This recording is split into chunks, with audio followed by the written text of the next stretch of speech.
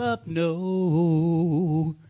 You must win. Just like a river moving water on and on to the sea, like an ocean always in motion. That's the way you've got to be.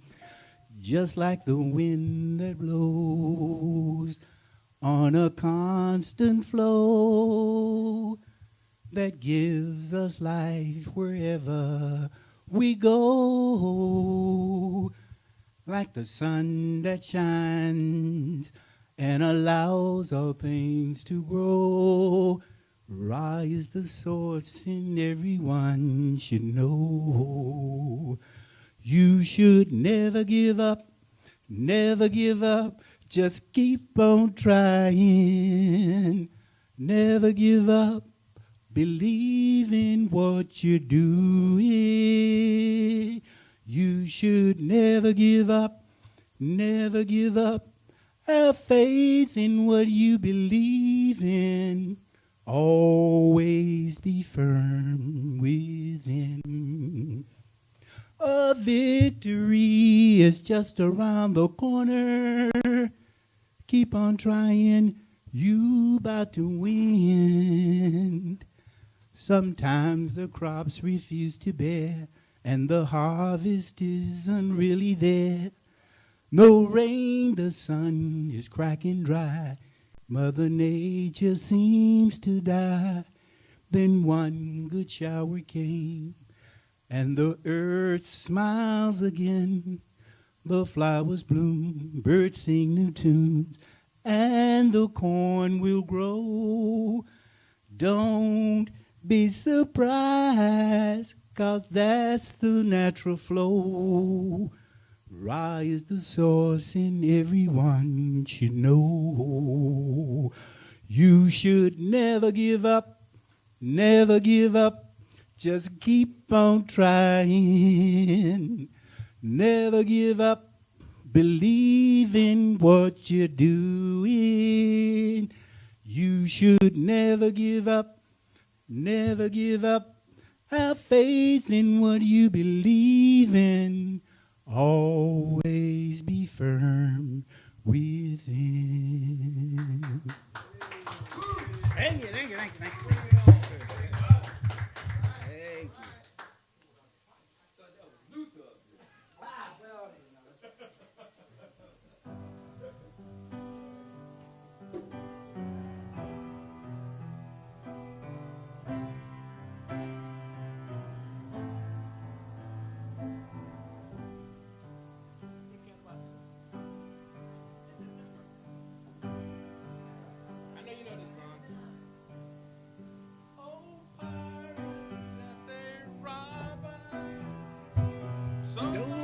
Merchant ship, many times they took I from the bottom lips, but my hand was made strong by the hands of the Almighty.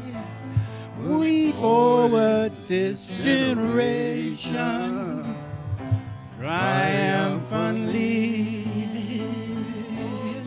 Help to sing these songs of freedom is all I ever had.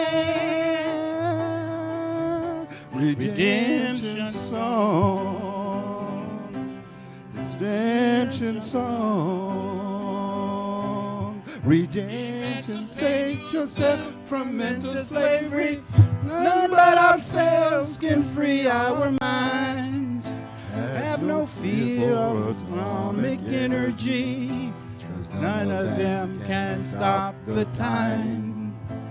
How long shall we kill our prophets as we stand aside and look? Some say it's just a part of it. We've got to fulfill the book. Won't you help to sing these songs of freedom? Is all I ever had. Redemption song. These songs of freedom. Redemption song.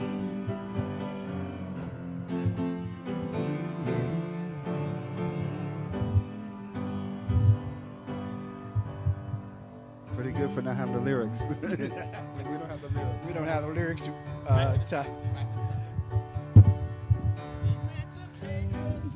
from into slavery. None but ourselves can feel our mind. Have no fear for atomic energy, 'cause none of them can stop the time. How long will they kill our prophet while we stand aside and look? They say it's just a part of it. We've got to fulfill the book. Won't you help to sing these songs of freedom?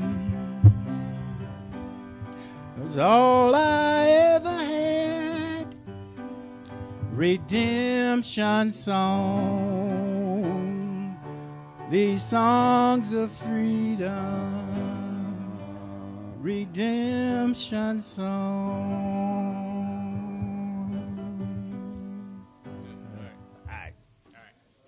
Well, we didn't have the words for that one, but it's a Bob Marley tune, so. Okay.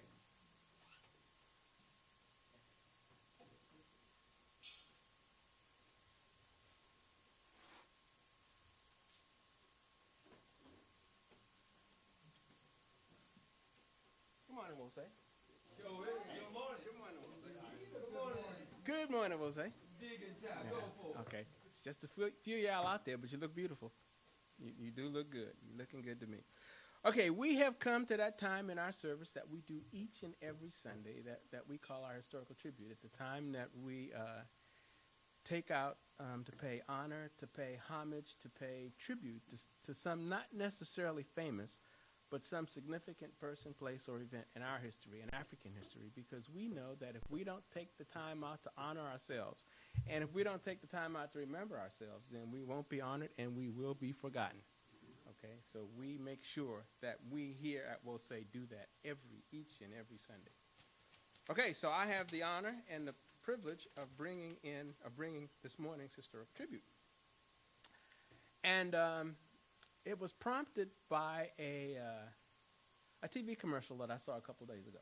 You know, it was a couple days ago. Yeah, I saw the TV. I said, "Hey, let me look more into this." Okay, so it's about a brother by the name of Eugene Allen. Has anybody ever heard of Eugene Allen? Okay, I didn't think so. I'd never heard of him either until a couple days ago. Okay, and so before I get into it, let me say that usually when I do my tributes, I like to talk about people who were freedom fighters who fought hard to change the course of history and make the condition of black people in the country or in the world better. Well, this wasn't necessarily one of those brothers. In fact, some people may consider this brother, an Uncle Tom. But, it took all of us in a lot of different positions to move us forward, right? So I wanted to honor this brother. Back in 2008, this brother and his wife, Helene, were profiled in a Washington Post article about the history of blacks in the White House. Okay, the history of blacks in the White House. This brother got profiled. And because this brother had a long history of being in the White House. And so he and his wife were really excited about the possibility of voting for the first black man who actually had a chance to be president. We know that Barack Obama wasn't the first black person to run for president, but he was the first black person who actually had a chance of winning. And in fact, as we know, he won. So he and his wife, Eugene Allen and his wife, were really excited about the possibility of voting for Barack Obama. But unfortunately, his wife died the day before the election, okay? His wife of 65 years died the day before the election. So he went himself and voted. He went by himself and he voted for Barack Obama.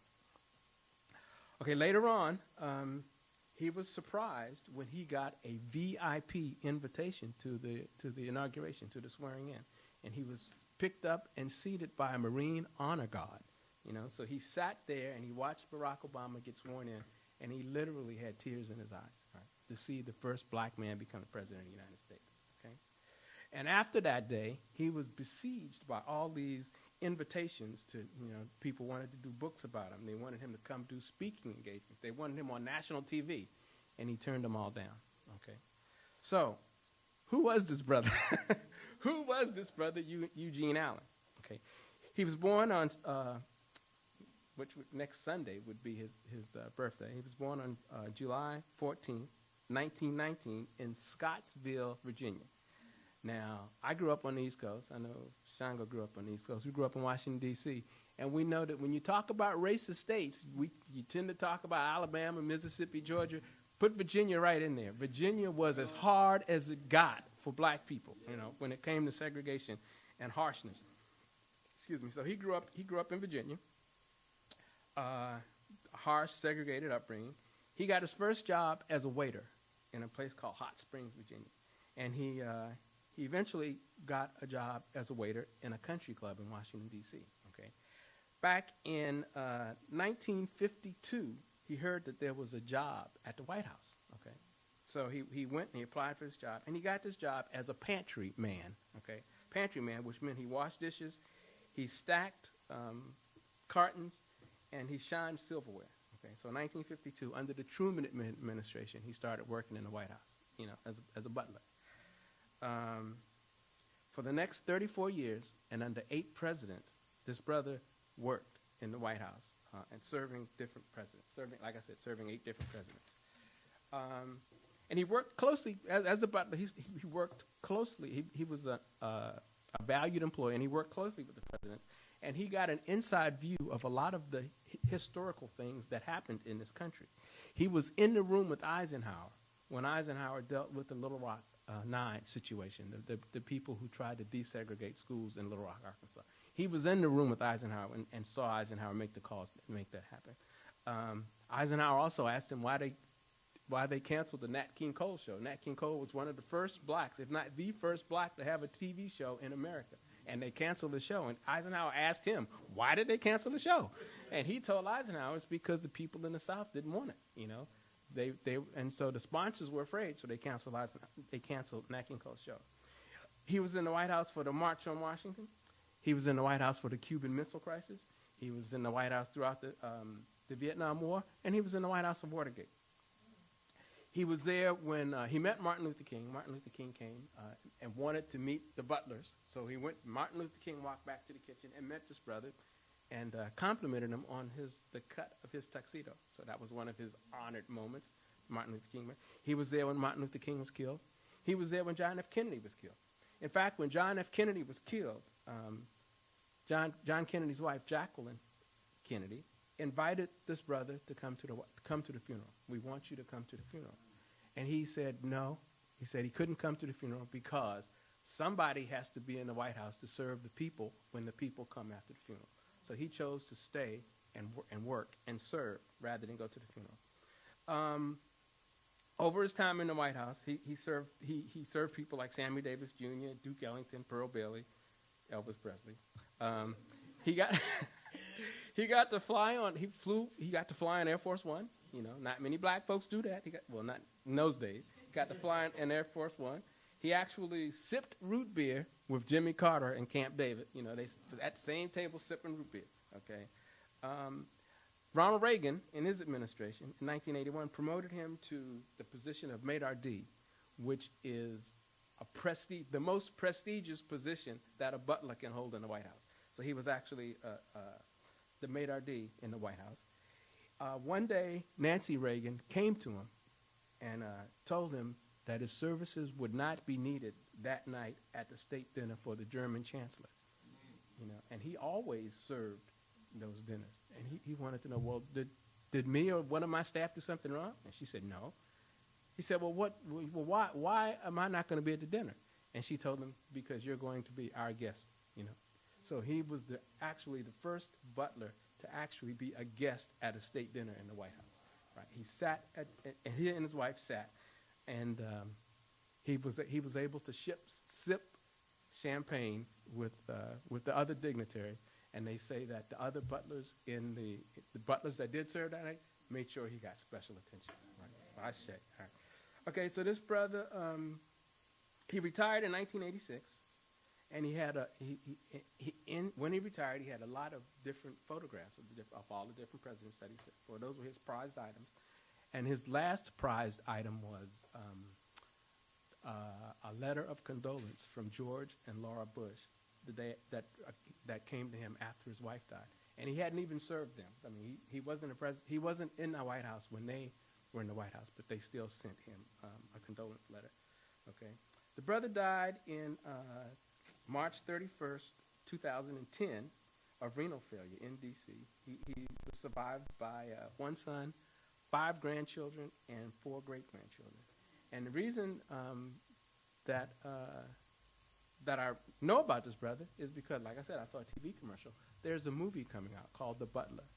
Okay, it's starring Forrest Whitaker, and Oprah Winfrey's in it. I saw the commercial the other day. It's about this brother. They've changed his name, you know, and so some of the details may be different, but it is about this brother. So when you see this movie, The Butler, if and when you see this movie, The Butler, know that it's about this brother. And so this morning's service is dedicated to Eugene Allen, and you know, one of the brothers who moved our struggle forward from the inside, not from the outside, but from the inside. Okay, so I say thank you, Wose.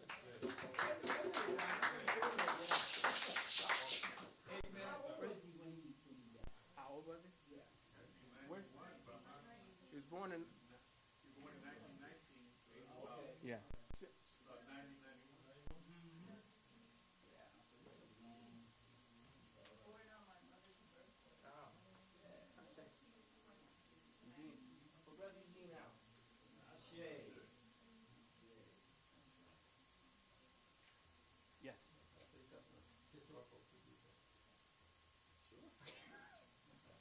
Yes. If it's my decision, go ahead. Yeah, your decision. If it's my call, go ahead. Okay.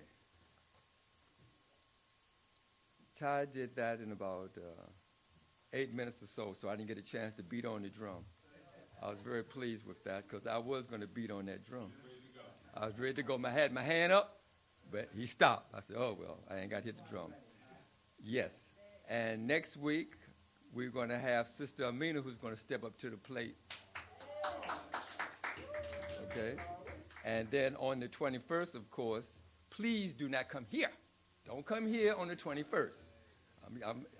Next week it's going to be said again, but I'm going to say it now, get in those brain cells, get those muscles going, because we're going to be up at Sacramento for their anniversary. Sacramento. And then on the 28th, Sister Connie is going to step up to the plate. But then there's a month called August. August. Guess what, y'all?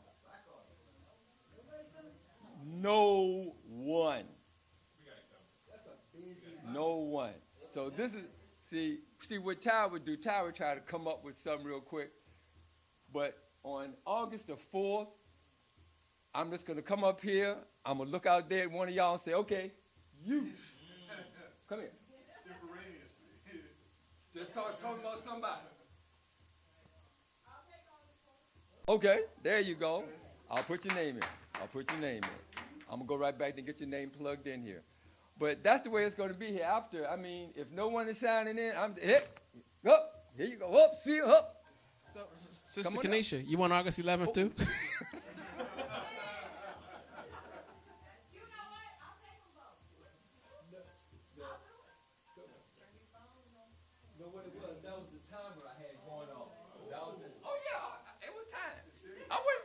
It was time, but he did it.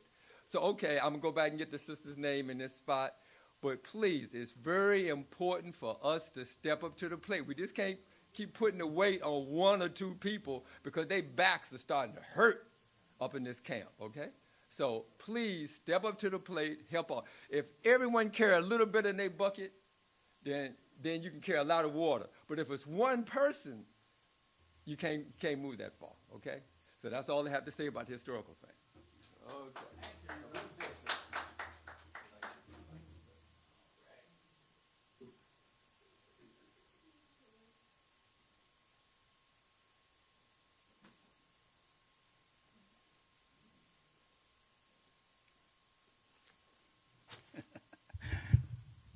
Brother Ty asked me if I had a poem, and I do.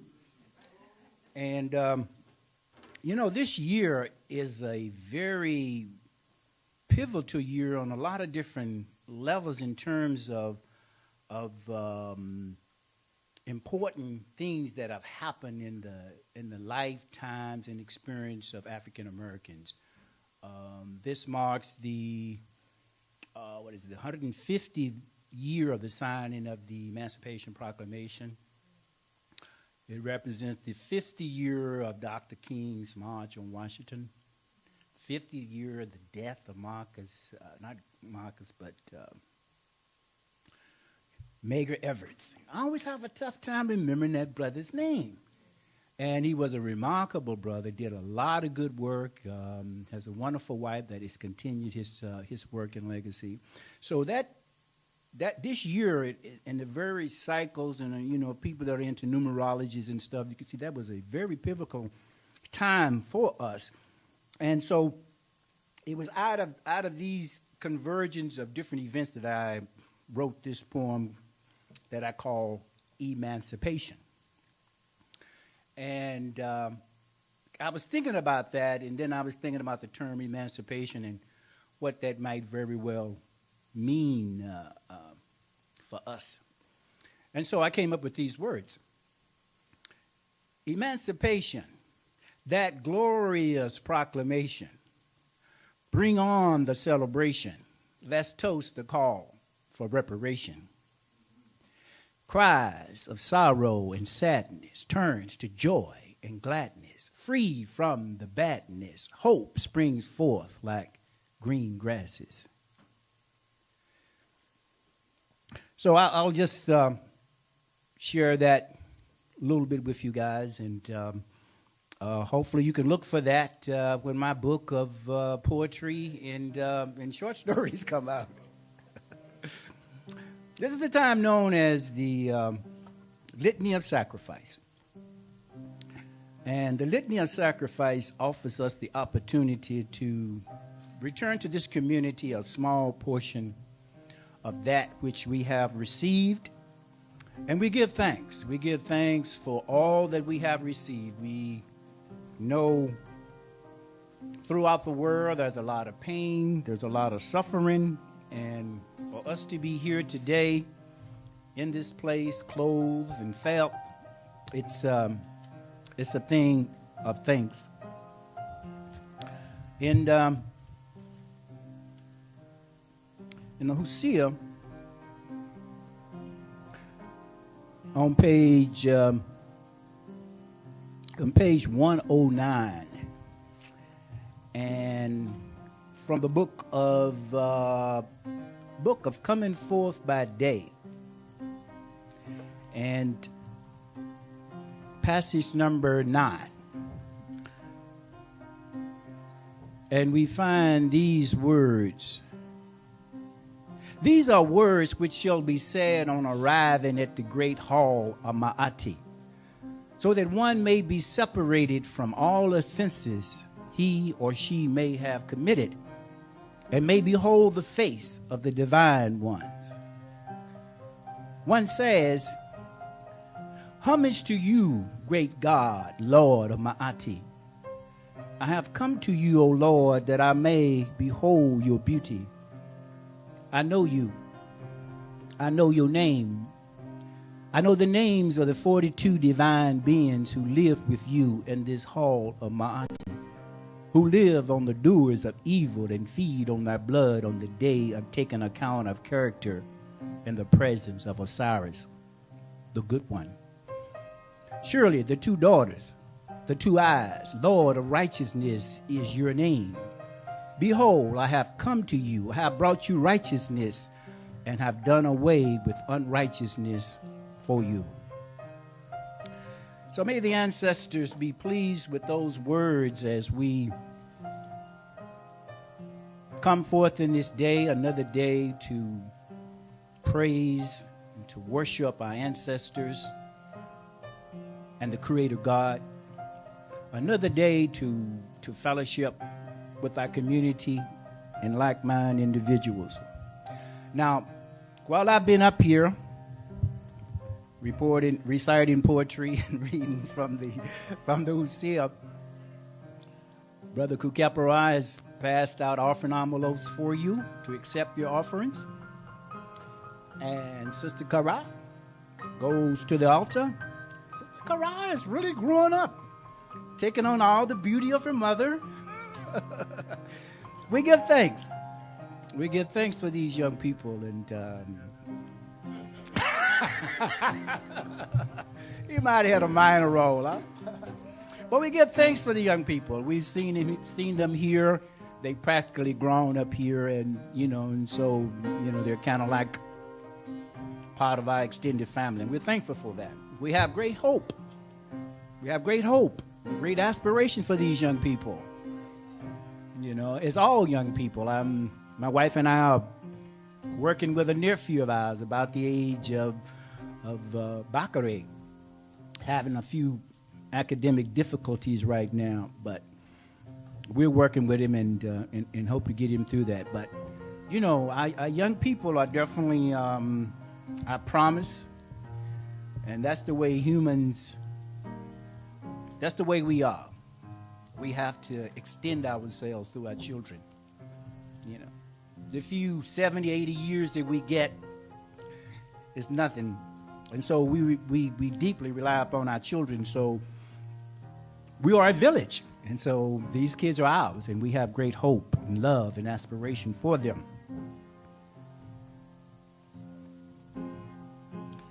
So find in your binder a copy of the Litany of Sacrifice.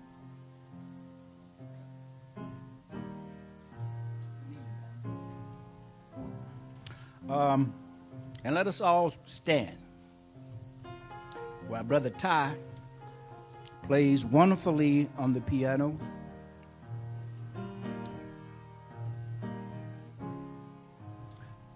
Let us read or recite together. Save us, O Holy One, by your name. Vindicate us by your might. Hear my prayer, divine protector. Listen to the words of my mouth. How can we repay the Holy One for the gifts that have been given to us? We will lift up the cup of salvation and call upon the God of our ancestors. We will fulfill our vows to our Creator in the presence of all our people. Gladly we bring our sacrifices to you. We will praise your name, O Amen Ra, for it is good. Umoja, unity. We shall strive to maintain unity in the family, community, nation, and race. Kujichagalia.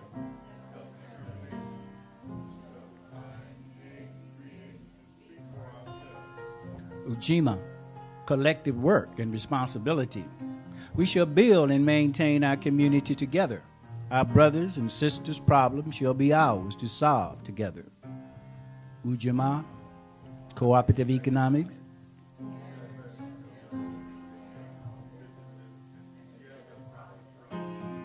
Nia, purpose.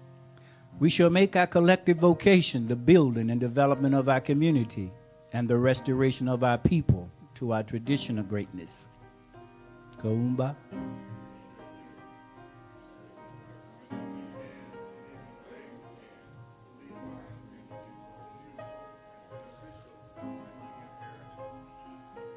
Imani, faith. We shall believe with all our hearts in our Creator, our people, and the righteousness and victory of our struggle. Amen Ra. The candles on the Nguzo Samba are burning brightly. Kneeling pads have been laid here at the front for those that may wish to come forward and share in a moment of prayer. My brother Ty continues to play. Brother Cinnabar taking care of the lights. in the door.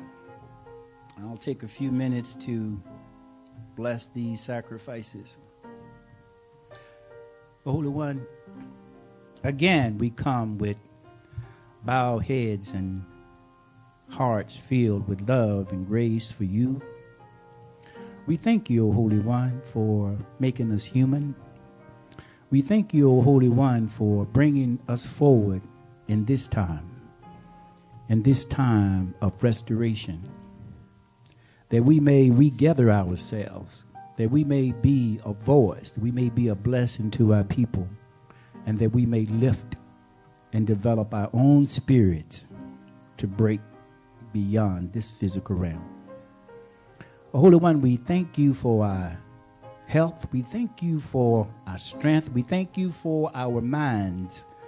We thank you for minds that allows us to precede you in our image. We thank you, O Holy One, for all the sacrificing ancestors that labored and toiled under heavy loads and brutality, but never lost their humanity. We give thanks, O Holy One, and we ask that you never let us forget those sacrificing and struggling Africans that spawn life on these shores and in this hemisphere. Send blessings throughout the African diaspora for all of those in the Caribbean, in South America, and here in North America. We ask blessings, O Holy One, and strength, that we may reform and knit ourselves together once again and come forth in glory. Bless each and every one here today that took the time to come out, to share of their resources. Bless those that are traveling. Send blessings and protection, O Holy One. Bless our sister, Wose in Sacramento, that we'll be fellowshipping with in a couple of weeks, celebrating their survival, celebrating their longevity, and praying for their continuation. Be with us, O Holy One, throughout the remainder of this service. Bless and protect our families. Bless those that will be traveling. Grant protection and mercy for those that will be traveling to the festival this afternoon. And allow each of us to return again in sound mind and body to this place that we love, this place we call Wose. Ashe.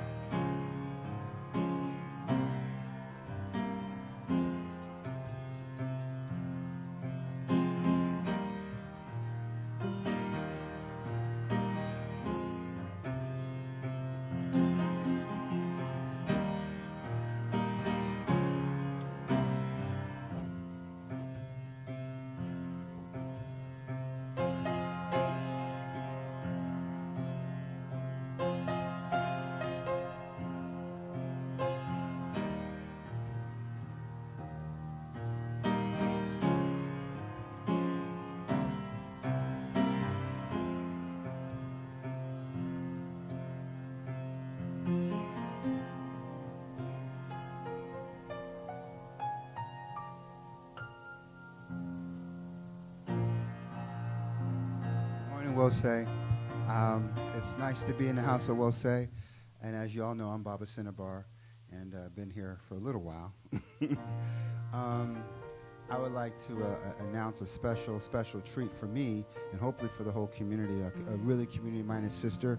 Her name is Sister Diana Lee, and she helped found the Northern California chapter of the Sickle Cell Foundation, and worked hard for many years to allow children with sickle cell trait and disease to have a retreat in the woods, if you will, 2 weeks, was it 3 weeks, 2 weeks? 1 week in the summer, with full medical attention. Our youth who had the sickle cell disease and trait could go and be with like-minded youth. So let us not forget, if you have the inclination to donate to those foundations and nonprofits that deal with some of the medical issues that we as African people have. Again, her name is Sister Diana Lee, and hopefully we'll be seeing more of her. She's based on the East Coast in Miami and New York, but every once in a while she'll stop through Oakland and say hi and what's up. So, yeah, thank you. Sister, would you like to say a couple words? Would you like to say? Oh, I'll just say, from here, this is always a blessing to be here and to meet new folks, and I'm very thankful for my life and for my family. So many, my sister very well, Andre, and my niece Amara, who's out. So I know the team very well, and I feel really blessed to be doing what I'm doing now, and so I want to be here. Thank you.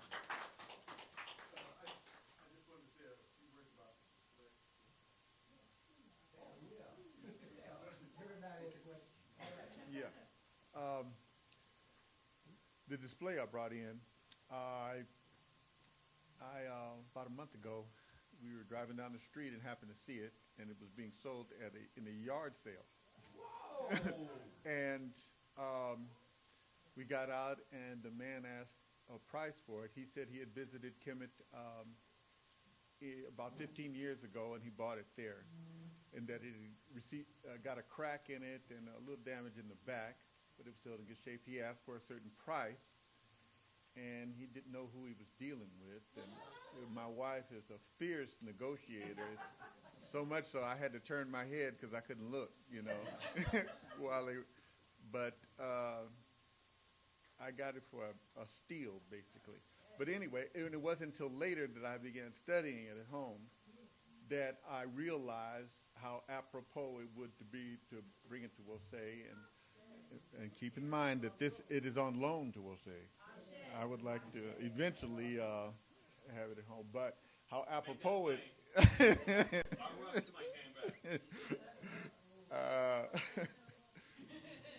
But how apropos it is because it depicts some of Wasetian theology in it, in that it shows Amun-Ra, Mother Mut in the vulture headdress, and I believe, if I'm not mistaken, someone can correct me if that's Kansu on the extreme right, along with the Para at that time, maybe Ramses II, I don't know. It could be. But anyway, like I say, I said, well, it's apropos, I should bring this into Wose and share this for a while. Yeah. Yeah.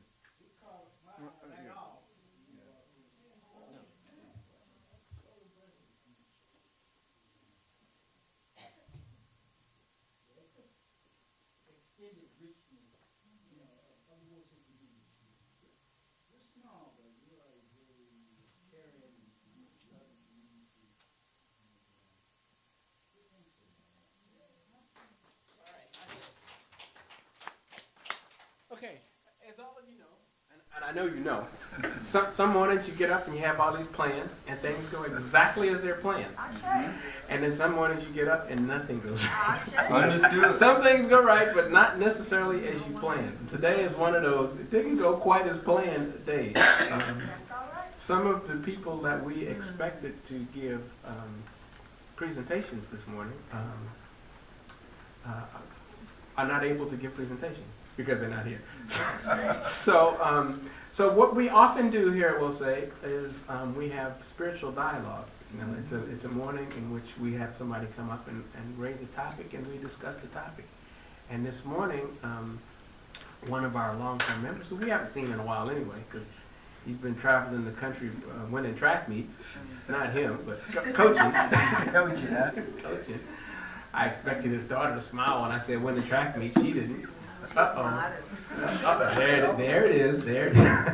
Anyway, we're going to have Brother Jahi come up. It's kind of like with Katabashi. You tap him at the last minute, and you got a poem. Tap Jahi at the last minute, and you got a dialogue. And one thing that happens, I will say, the sisters and sometimes the brothers always come through. So Brother Jahi is coming through with the dialogue. Brother Jahi. All right there, family. Johnson Avenue. Contrary to those words, brothers always do come through. That's right. Yeah. We just ain't always on time. How y'all doing? We're good. Yeah, we've been traveling, not across the country, just up and down the state. So we had a few track meets. You guys notice it's track season for us. At least for now, as the kids get older, that may change a little bit. But we just came back from Reno last weekend and had a great outing. We have a track club called CA Track Club. We had about, I think, 20 athletes that went to Reno. Reno decided for the AAU West Coast Championship. And our kids did very well. We grabbed the 3 medals. And he actually took a silver 800-meter race, and about halfway through, he had to have a little personal cleansing through the race. And so he did a little cleansing during the race. And kept on running. And still grabbed the silver. And that was on 5 degrees temperature. Yeah. That was doing his thing. Bakari actually, he started running hurdles this past year in high school with 300 hurdles. And this was his first time running the collegiate hurdles. He ran the 400 hurdles for the very first time. The bronze medal. All right. He had his sights on going to Detroit, I think in like 3 weeks, and I was pointing out to him that the national record holder for his age group for the 400 hurdles is none other than RG3. So I said, if you had it, you can go ahead and take his record out too. It's true, he holds the record, the national record for the 15, 16-year-old age group and the 17, 18-year-old age group. And then Kara apparently owns Reno. She took, 4 medals, I think 2 golds? 3 gold medals and 1 silver. So she broke 2 meet records, and she is now she's won 3 straight 100-meter titles in Reno. So she's held for the last 3 years. So I coached them all to great excellence. So.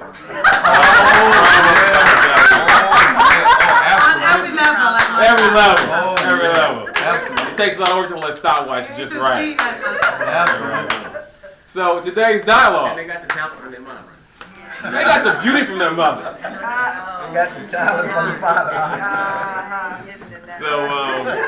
So today's dialogue, I was talking with the time, and something just hit me. Thankfully, otherwise, anyway. So I went to go see a buddy of mine on Tuesday. Some of you know I used to work at Intel. I worked in Intel for 10 years. I left there in 2001. I got there in 91. And so over the last couple of years, I've been trying to make some moves to try to get some Intel to sponsor some activities here at Leomade. Unsuccessfully. It's a definitely uphill struggle. And I tried last summer. Basically, they said no, and I have time to really go back and try again. But anyway, Brother Fancy, who many of you know, organized a meeting with myself and his brother, a brother down there who I worked with for many years, who's now a VP at the company, to try to squeeze in for some money. And this is a person who I tell you the short version of the story is when I got to Intel, my first week there, my first day there, you're being shopped around, and people introduce themselves, and they walk you around the building. And as I was being walked around, I was in an apartment where it was just me. I think the only other black person was the secretary. And each person I would meet, they would say, "Oh, well, have you seen Michael yet?" And I don't know. I mean, because I may have seen him, but you introduced to so many different people. I don't remember all these names and Indian, whites, and Asians, etc. I don't remember all the names. And so I go to the next person. They say, "Blah blah," And then invariably they would ask, have you met Michael yet? No, I haven't. So maybe I will eventually. See, I don't know.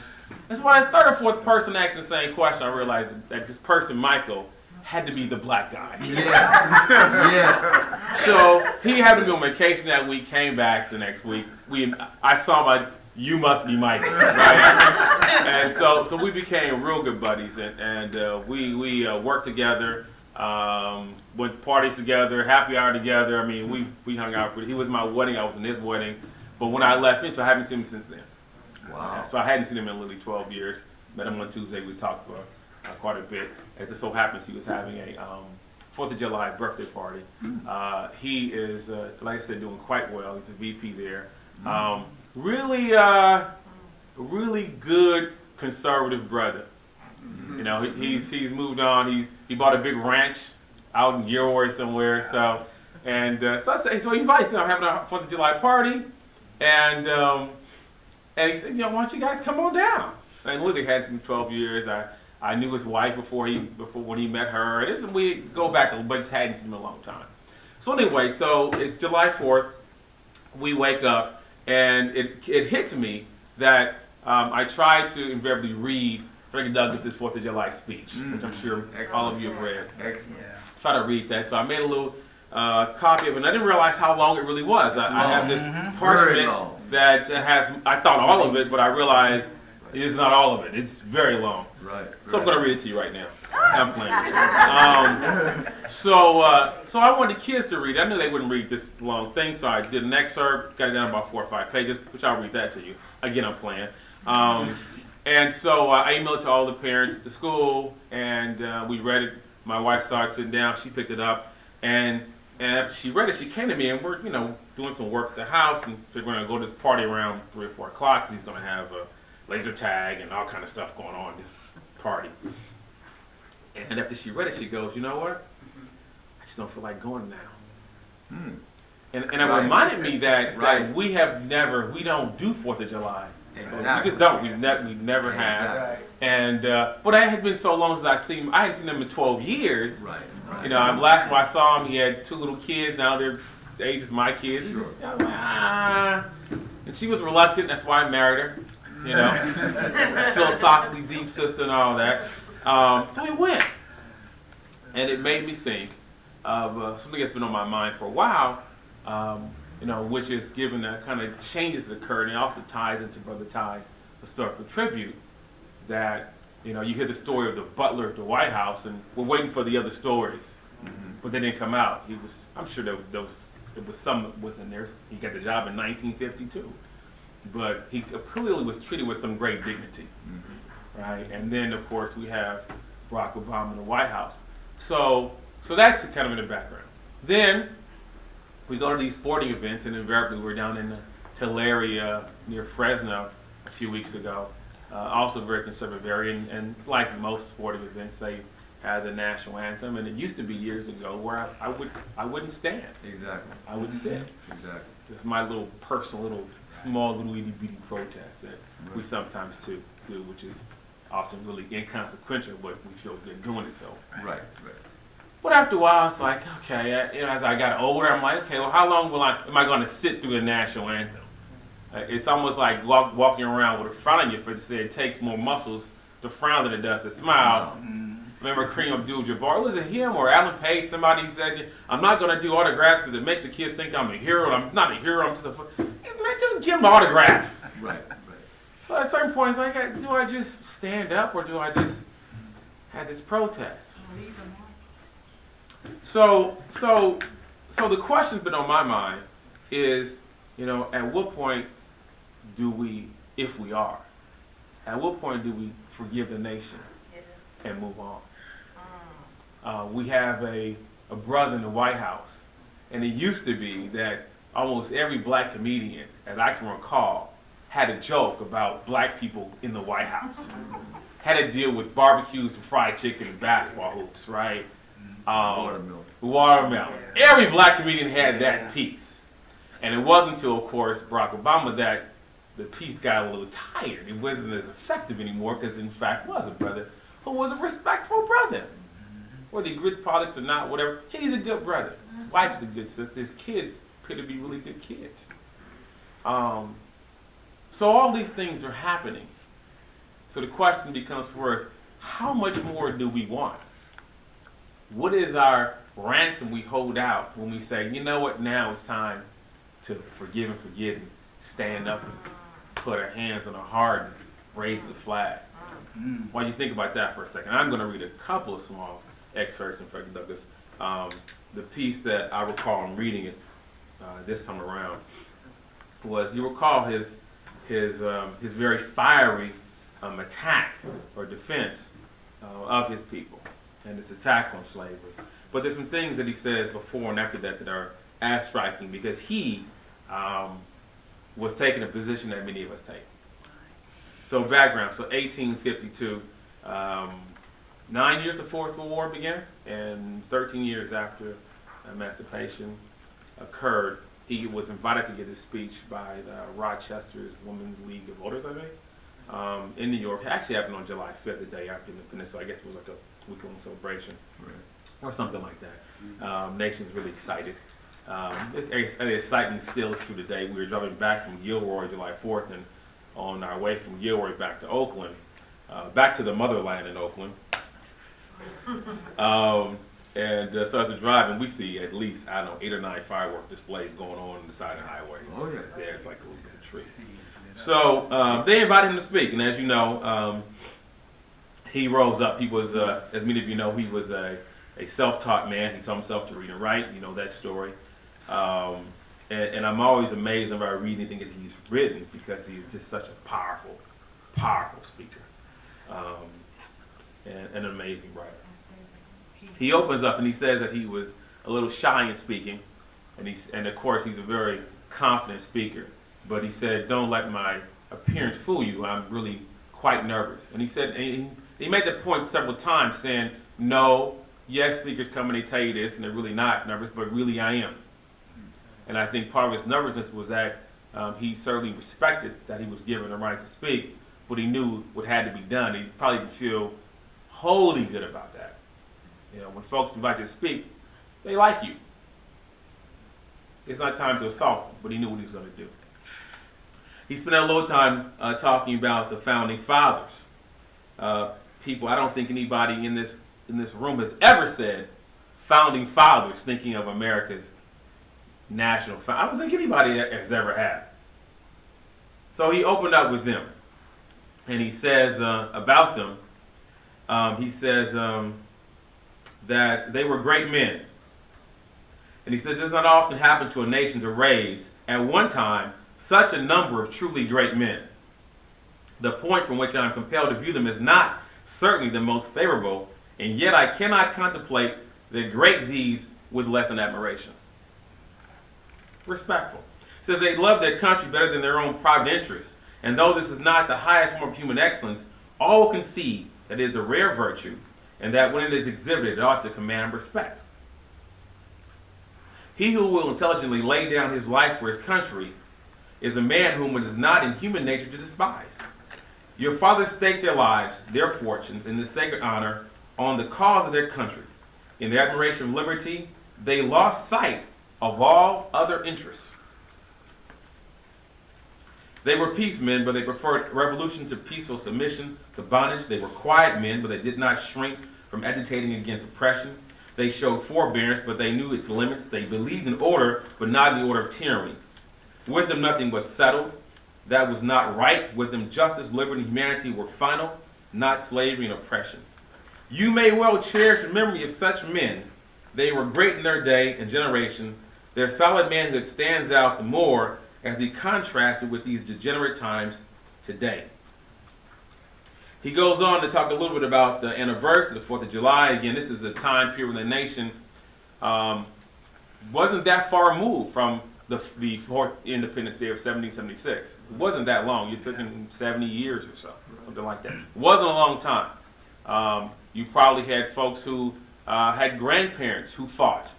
Yep. So very recent.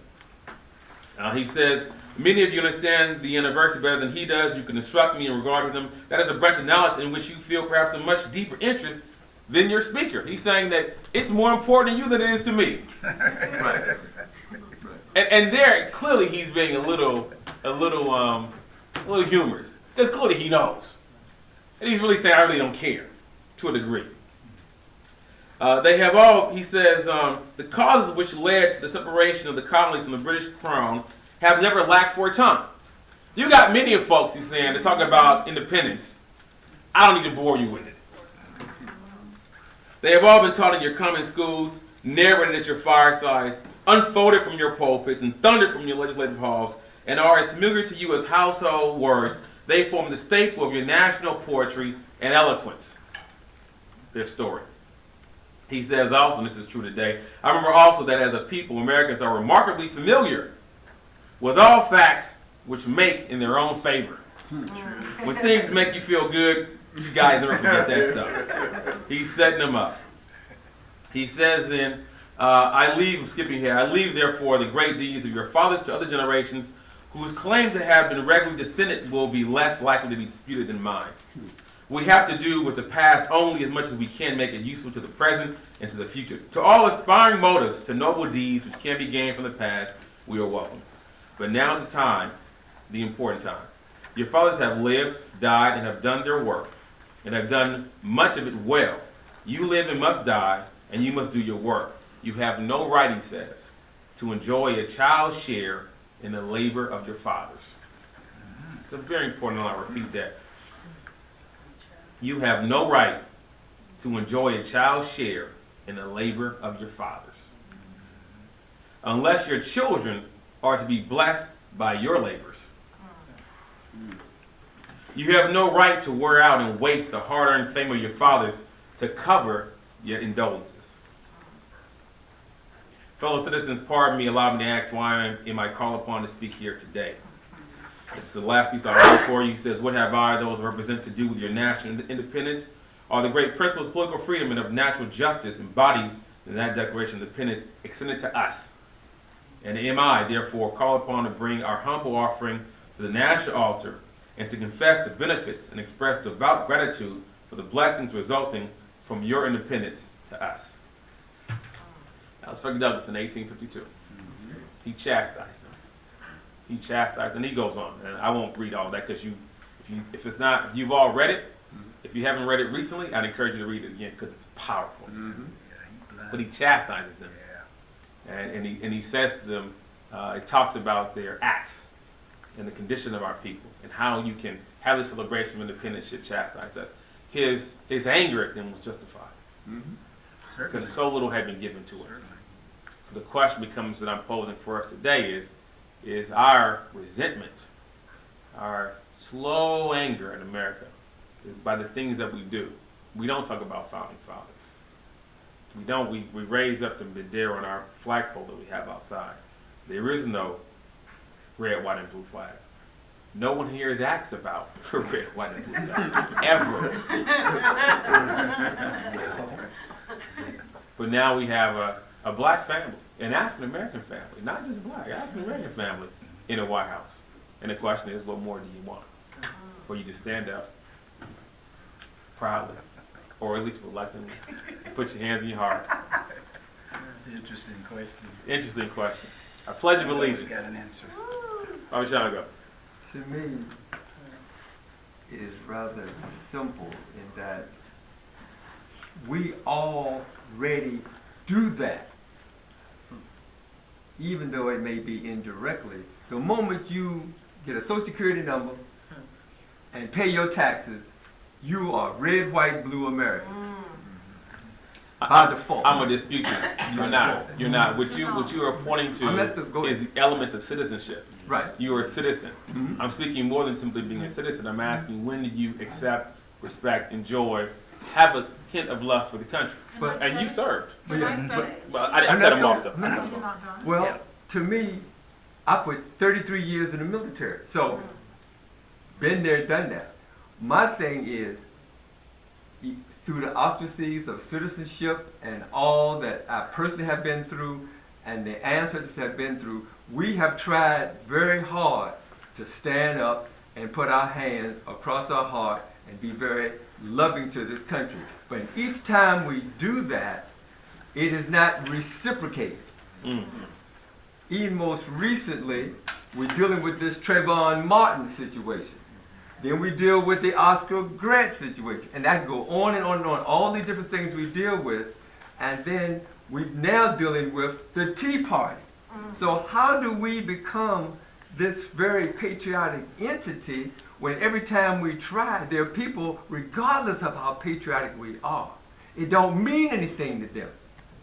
Okay. It just don't. So how can you become? I'm gonna pose a question, but I'm gonna come over here. That's all. I know. But I'm gonna throw a question at him. I'm gonna come over here.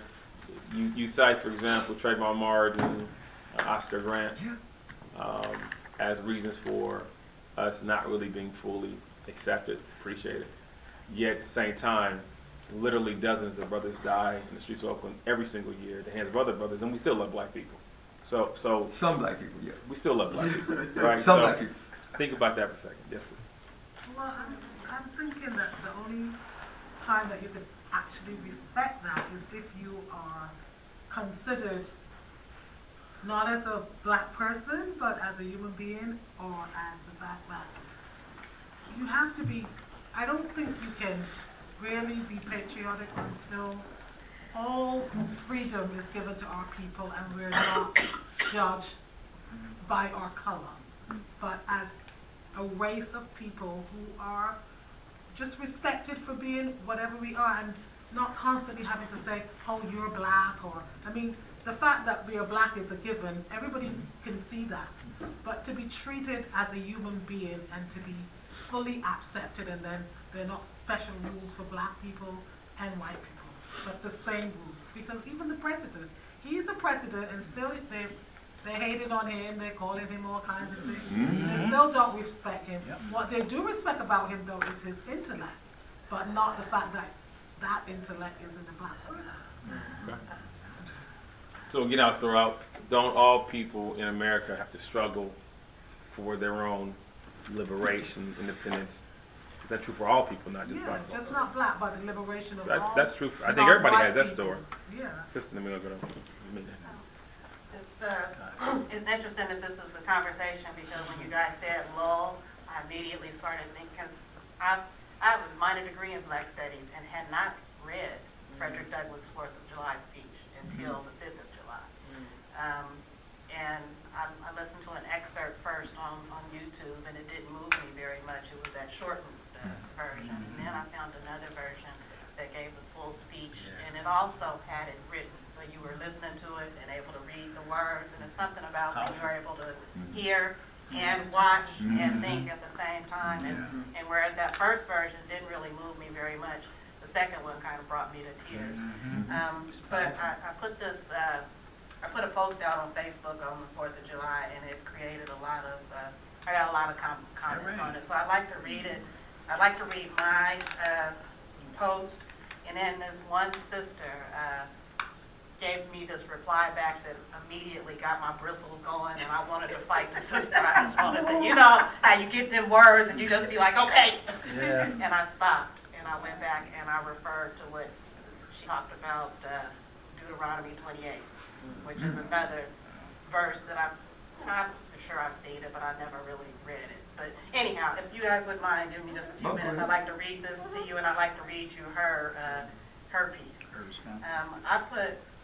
I always feel conflict on the 4th of July. I'm an American, and I can think of no other country I would want to live in. But I also know that the Battle of Independence, the Constitution, and the Bill of Rights were written to very specifically exclude me and anyone who looked like me. I know a lot has changed since then, but a lot has stayed the same too. What people say and what they do are often very different. It is foolish to forget the foundation. What does the Bible say about houses built on sand? I do not believe black people are inferior and thus delegated to the neighborhoods, jobs, income, and lack of generational wealth. We sometimes take pride in each generation starting all over again, and therefore, after many generations, many of us and our families are right where we started. We were brought here as burden bearers, and the majority of us still bear the burden of this society. Our incredible history and ancient wisdom has been stolen, lost, hidden, and forgotten. I'm still feeling like I need a few acres, and I will take a mule too, in order to come anywhere close to beginning to even the score and closing the gap. So that's the answer to your original question. We may end up as the land of the free and the home of the brave, but please don't forget this country was built not by the free, it was built by slaves, black, brown, and yellow, and to be quite honest, white ones too. Yes. Who were owned and directed by mentally and physically weak and immoral cowards. The children of those immoral cowards are still in power today, and we do well not to forget it. Ask a Holocaust survivor something about that. When history is forgotten, it's repeated. So I got a lot of amens and stuff, but here's the opposition. So the sister, Kathy Perry is her name, you all might know her, she's in San Francisco. Nothing like a dose of truth. However, I would differ in your description of the enslavers. For a better understanding of the matter and the understanding of how, and more importantly, the why of it, I would direct slave descendants to Deuteronomy 28. There has never been a better description of the enslavers and the catastrophe that befell the enslaved than Deuteronomy 28. If you obey, live to your true purpose, then you will receive the highest blessings of life. But if you do not obey, go against your true purpose, then of course no good can ever come to you. How to change it all? Simply live up to your true purpose. No drugs, no crime, love your Creator, follow the purpose your Creator gave you, and life will totally reverse. If we return to our true purpose, the opposite experience would be our blessing. Sorry the preachers in the church haven't figured this out, but Jesus did. No harm can come to perfection or truth, even though the opposite often seems to occur. Everything is temporary and an illusion, but many people do not want to reach this conclusion because it destroys all the temporary fun.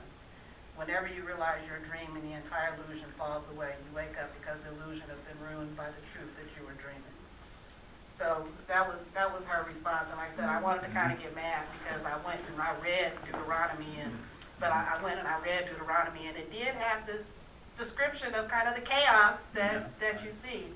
But my response to her was, I wanted to argue with you, but I read back and I did read, and yeah, I see some truth in what you're saying, but I still feel in my heart that to enslave and to make, and to use people and to do the things that this country did to build itself, it has to be wrong. I can't imagine God justifying it. Exactly. So, Sister Me. Yes. And Brother Tom. Oh, boy, I'm from a family of enlisters. My father and my father's brother were both in highly specialized personnel. My uncle lived in Germany for long enough to have 7 kids there. So, and become a citizen and win lots and lots of medals as a swimmer for Germany. My father, my mother's brothers, they all were in the service in one form or another.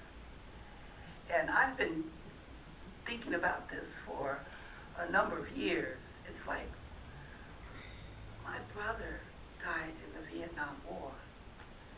They all wanted to go into this war because they wanted to be a part of something that said, I stand for America. Now, I protested the war. We waited several weeks for my brother to come from Vietnam. He was in a glass casket. These people knew that I was out there protesting before my brother got home. And so they literally moved me back from my brother's casket. The government has been in my life for so long. They have left me lots of messages. But today I balance it and I say, they fought for this country. Let me stand proudly for what they intended. And on the other hand, I still am against war. And what it really means, now that I see what it really means, we are the terrorists here in this country. And I don't support that. But I think about the hearts of the men that went over to any war to fight and worried about what they didn't know when they went, But I stand firm that I have a right here in this country. because I lost so many uncles, brother, dads, people in the war. You know, so I stand affirm that I have a right to be here. But what is it? Where is it? Because these people are the terrorists here. Is it possible that in this country that, I mean, what groups in this country can lay claim to having no history in this country of oppression or struggle? If you look at American history, look at various European immigrant groups, or this Irish, Jews, yes. Germans. I mean, Yes. most European groups can lay claim to having long periods of oppression, including the Chinese and others. Yes. So when we talk about the country and its oppression, you're really talking about a small group of people. When you talk about the Bill of Rights and the Constitution, it wasn't written with women in mind either. At one point in the country's creation of its rules and structures, it didn't include non-property owners. So I'm just saying it's not, and you know, it's not just us. So is being a citizen in a country, doesn't struggle come with that? I mean, ours has been a great struggle, don't get me wrong, I certainly got that part, but just, doesn't everybody have some struggle here? The time for the case. Okay, interesting. I'm a child of the 50s and the 60s, the 1950s. And so I grew up in a segregated world. I grew up in a world where there was white only and black only, you know, fountains and entrances, and you couldn't sit in the front of the bus. I mean, I grew up in that world. You know, and but I was still an American. You know, I was still a good American, and when I graduated high school, I joined the Air Force, joined the military, because I was a good American. I went to Vietnam, because that's what good Americans did, especially if you were black. Yes. If you were black and Yes. you were in the military, you went to Vietnam. Yes. Yeah. Yes. And it wasn't, it was strange that I didn't really become politicized until I was in the military, you know. In fact, I can remember being with brothers in Vietnam and having discussions about why are we here. In Vietnam, when I was there, and a lot of military bases, at sundown, when they lower the flags, they play the national anthem. And you're supposed to come to attention, and you're supposed to salute, right? Yes. And I did that religiously, because you were supposed to, you either ran to get out from outside, so you wouldn't have to do it. When you Right. come, but when I got with these brothers in Vietnam, when the national anthem played, they kept doing whatever they were doing. If we were sitting in the grass smoking a joint or whatever. Right. And they were fighting. Yeah. Wow. Yeah. And so I mean, there was no respect for America, and so I started learning, you know, my place in America. Now, fast forward, when you go to a baseball game in America, they play the national anthem. Yeah, and before the baseball game, you know, and everybody would stand up, and I would sit there, and you know, wouldn't stand up, wouldn't take off my hat, you know, kind of like your protest, my silent little protest. You know, my son would stand up, and I let him do whatever he wanted to do. He'd ask me why I did, and I would tell him. But anyway, the first time that I ever felt like I wanted to, I actually waved an American flag, you know, and felt some pride. I mean, I remember the time that it happened. I was in 10-degree cold, and they had just sworn in Barack Obama as the president, you know, and I felt like waving an American flag, you know. For the first time, I felt some connection to this country, you know, because I thought, you know, never in my lifetime would we see a black president. Yep. But it happened. But most people here consider themselves African Americans, and I don't. You know, I consider myself now, and I always have, not always, but for years, consider myself an American African. I'm an African that's in America. Right? So when you say you're an African American, you explain what kind of an American you are, right? Because, you know, for me, I flipped it. I explain what kind of an African I am. I am an African that is in America, born in America, part of America, but bottom line, I'm African. So when I look at the United States, I look at it from the view of somebody that's here, but African. I don't know if that makes sense. That's actually for me a little more confusing towards, you know what you said. When you wave the flag, Was that a moment in time, or did that change something about your relationship to the country? A little of both. Okay. It was a moment in time. But for example, now when I go to the baseball game, I stand up at the national anthem. I do stand Okay. up. I don't always take off my hat. Okay, but that's a change. But I do. But so it's a change, and it happened when Barack Obama was elected president. So did you feel My like relationship to America changed some. You know, I don't know if it's significantly or not, but it changed some when Barack Obama was elected so president. the ice melted a little bit? It melted a little. Are you gonna stop standing up in 4 years? In 4 years? Can I just ask one quick question, Oh, a we sidebar better kick first? them A with a sidebar, may I ask a sidebar? So, did black people go to the war for employment, or they went because they were patriotic? Both. Both. Both. Okay. Okay. Couple points. To go to the point about the comparative oppression of other groups, there have been many other groups who have come to this country collectively and experienced oppression and prejudice. But it's been my experience in studying that over time, they were absorbed into the American dream, and that there are certain benefits and rights that automatically and organically accrue to them. Yes.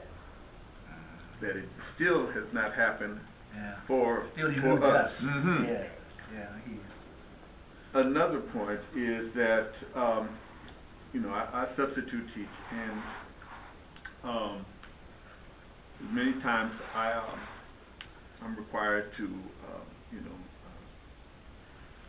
when they do the flag salute, I'm supposed to What do you teach at? Is that Stockton? Yeah, Okay. but I did in Oakland. but anyway, I will in order to not discourage the kids, in their patriotism, I will stand, but I will not salute. And I've thought about this over and over. Why don't you just go ahead and just salute? It doesn't make a difference. But it's the knowledge that that I've learned in the past, and the ongoing knowledge about things going on currently that are going on that always hinders me from fully participating. And I think about that with Barack. Yes, you would think that because he was elected, that that would move me to fully engage. But I think about what he's prevented from doing as president. Yes. Because even though he's prevented from doing, because he's a black man. Yes. He can't fully express himself as a black man or make decisions that I would think were fully beneficial to black people both here and abroad. And I think he's constrained by the overall dominant system that still controlled. A couple more things. To that point about Deuteronomy 28. I've heard that argument over the years many times, and no one ever asked the question, well, that's true, and they always apply it to us, But if that is a general and overarching godly rule, then that should apply to Europeans also. And they should have been in subjugation worse than we have because of their actions or because of their failures or shortcomings over the years. And then I also took it as an argument against traditional Christianity. Yeah. I mean. Anyway, and my last point is I would point you to an additional reading of David Walker's appeal, which was written in 1829. Excellent. In which he appealed to white people. Well, it was addressed to black people, but it was also appealed to white people, in that he structured his appeal structured it based on the structure of the Constitution, using the preamble and all the articles of his points, similar to the Constitution, and he appealed to them on the basis of the Constitution that you wrote. Right. And then also he appealed to them on the basis of the religion that you practice and you put your faith in. Yes. And you're doing all that, you know, you hold up those two standards, but yet you're doing this. Right. You know, and that's I think was an excellent and timely example of how this nation should be judged. We go further to the bar. Well, on the question of the great Queen Mother Moore, who stood on the question of reparations, the reparations for people in this brought to North America and other places. So we're real clear that the trillions of dollars that our labor and that our people gave to this country over time, we need to get that back, you know, somewhere or the other. The flip would look like, if white people worked for us for 400 years, where would we be? You know, that's the reverse question. And so, would we be patriotic? Probably would, but we love this country. We have white people working for 400 years. Oh, isn't it great, right? So, when you flip that, and you say, well, you know, generational, we work for somebody, we don't get paid. Not to say that, you know, we're not entitled to that. Not to say that we're not, you know, deserved of the reparations. But I'm just saying, in my mind's eye, you know, the question of reparations would probably, if that was seriously addressed, would probably make me feel like I'm more a part of this country. But outside of that, short of reparations, I'm like, you know, you use me, you threw away the prophylactic, and yeah, you can claim red, white, and blue all you want, but you know, 400 years of being used, I'm not. Where's the come up? You know. So for you, would take reparations. Yeah. What consistent with that? And then I can listen. I don't know where to start. Yeah, come a little closer, sister. Come on down here. What are you doing back here? Well, Come on down here. And we'll take maybe, what, two more? Yes, 12:30. I'm apathetic. That ain't close. There's a chair right here. You gotta commit now. Come on, Rosa Parks.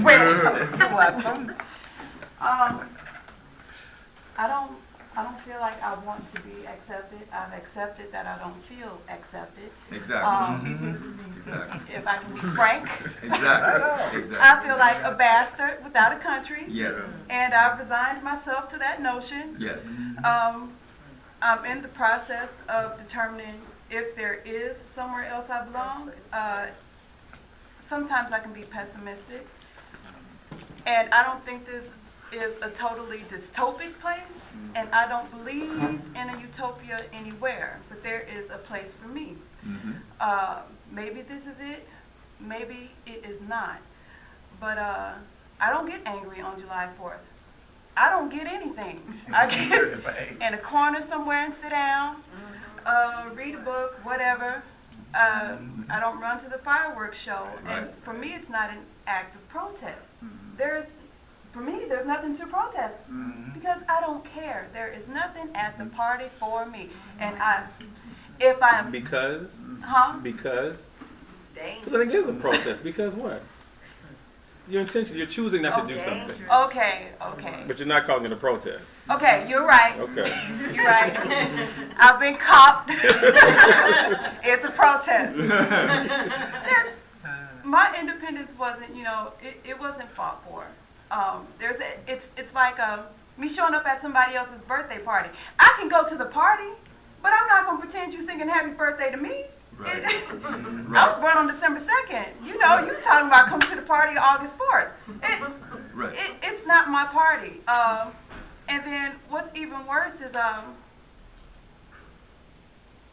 say we were supposed to be born on the same day. I probably should have a party, but we're going to only celebrate for you. This was intended for you. We were both born August 4th, July 4th, whatever. No, I was trying to avoid saying July 4th. All right. You get the cake and ice cream and I don't. You're going to give me the crumbs a few years later. Right. You keep your cake, your crumbs, your napkins, and everything else. It means nothing to me anymore. And funny you should mention your ordeal with the kids, because when I used to teach full time, that's when I resigned myself to the notion that I would not I wouldn't bother with a flag salute or anything else. I made some kids get up out of the seat. I was ambivalent about it, and my stomach was turning in the auditorium, and I made those babies get up out the seat. Made them get up out the seat and thought about it.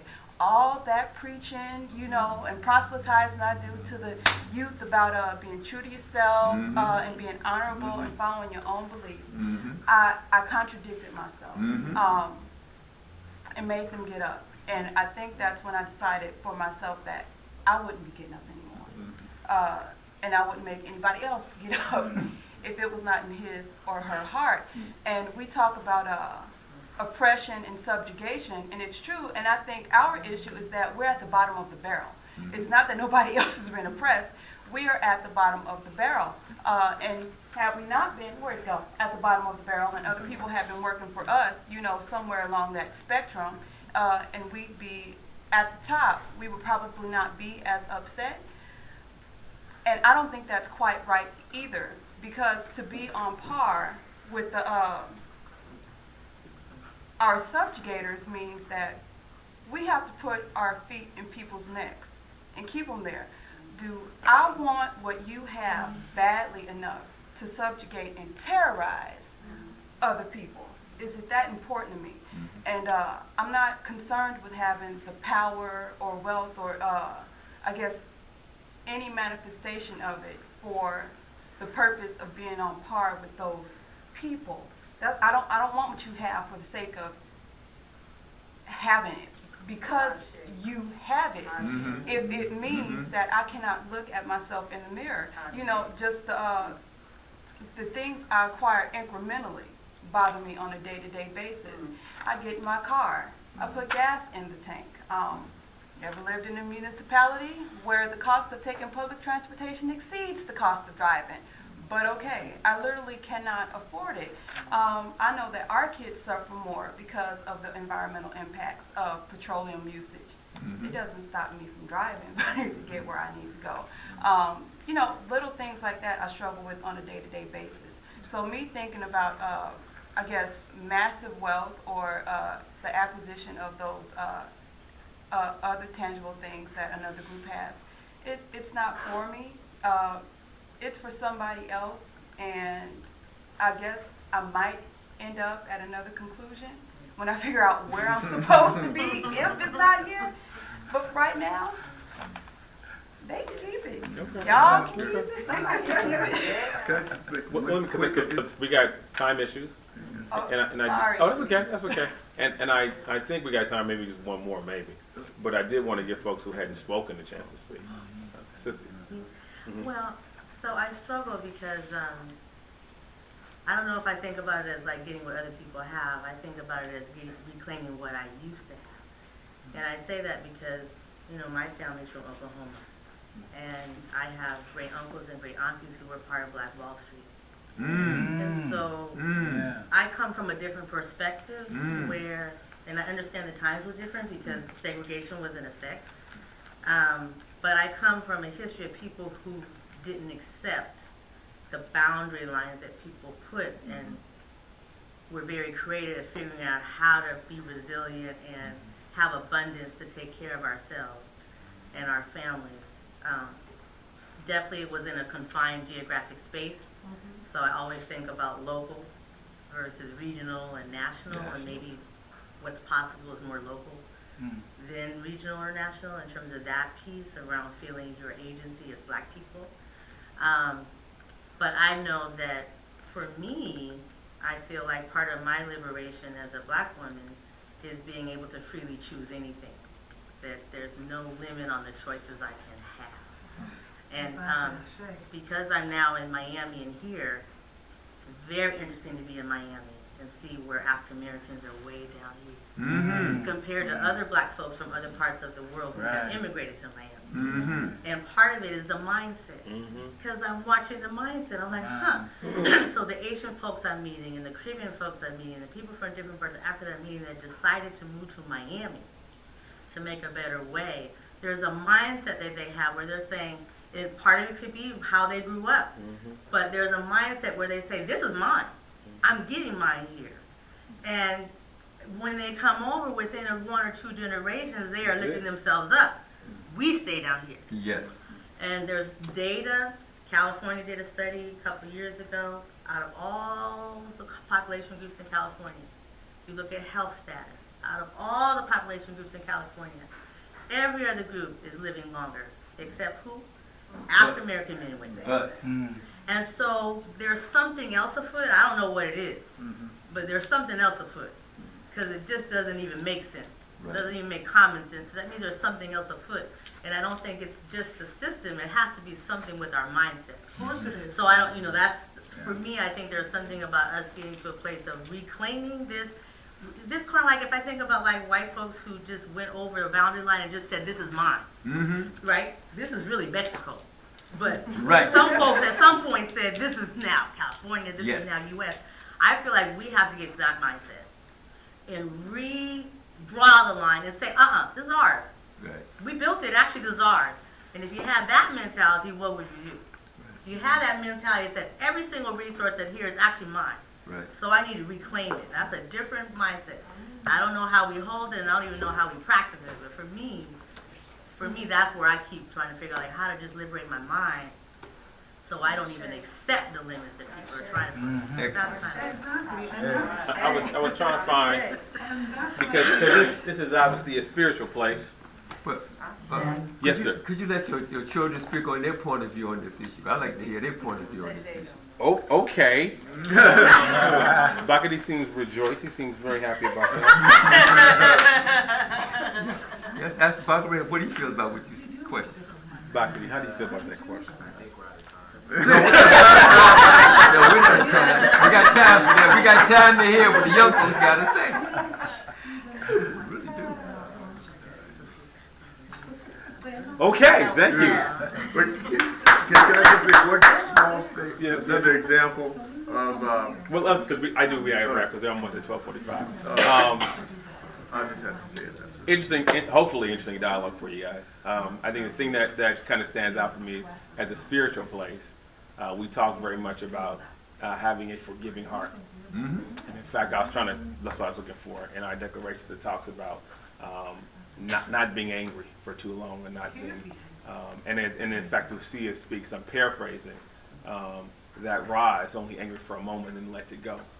And so some of our decision that we make, in our non-protest protests that we all have, our little itty-bitty protests that we do, some of that also is about us not being in a place. I'm not saying that's necessarily the thing you got to do, but I'm saying it's the thing to think about, is that us just simply not forgiving and moving on. What does it do to our spirit when we keep holding this little piece inside? So something to think about. I got to close here. We can continue talking afterwards. So I'm going to ask Brother Kalabasi to close us up, please. We're out of time. I like to hear what they got to say.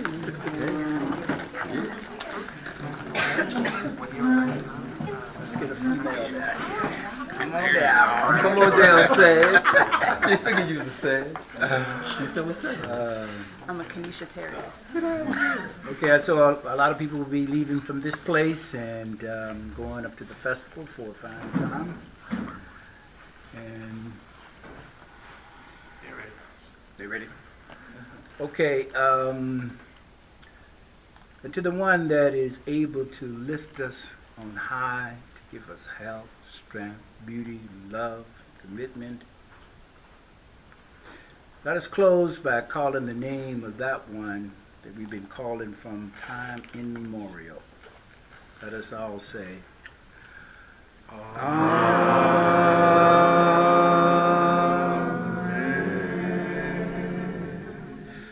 You are the most beautiful people on the face of this earth. Yes. Birthdays announcements. Birthdays. It was his birthday on the 3rd.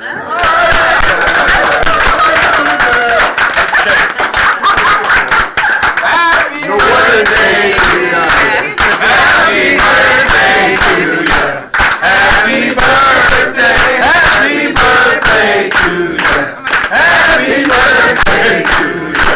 Happy birthday. Announcements. Don't forget, this is the day we go up to the Palace of involved. There you go. Some people already paid to go on the bus, so the bus will be here at sometime between 1:15 and 1:45 from San Francisco. There's one seat that was paid for that the person is not able to go, and maybe two. So if there's anybody that's thinking of going and wants to go on the bus, you go, and you can pay tribute to those people, okay? Now, because of the event at Tolleson, instead of having our regular buffet, we have a pack your bag. Brown bag. Start off at the end of the table and pack up, okay? And then just relax and until we're ready. What's your name? I go by a different name. Okay. Also, if someone is not going on the bus and they need directions, I have directions here. Okay. So if anyone who is driving, here's directions. Okay. That's All right. Also, New Life Seminary. We finished the Metanetru class today. Next week there will be no class, and the following weekend will be the anniversary of Wose Sacramento. So the week after that, we will continue with our next class, which will be the African origins of major world religion, which I will be teaching. Question. Could you postpone that till August 4th to start it? Why? Where are you gonna be? You need a break. A break. Oh, yeah, because I know he takes all the classes. It doesn't, Yes! it doesn't fit in with my schedule. Okay, I got it. I was going to ask.